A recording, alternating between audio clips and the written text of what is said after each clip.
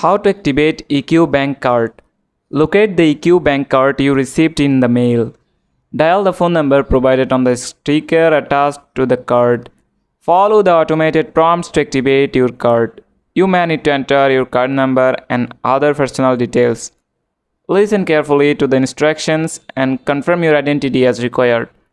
Alternatively, you can activate your EQ Bank card online. Log into your EQ online banking account using your credentials.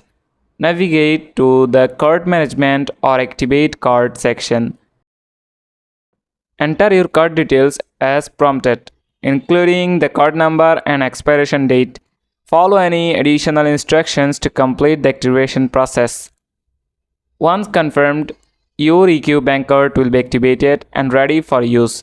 That's it. Thanks for watching the video.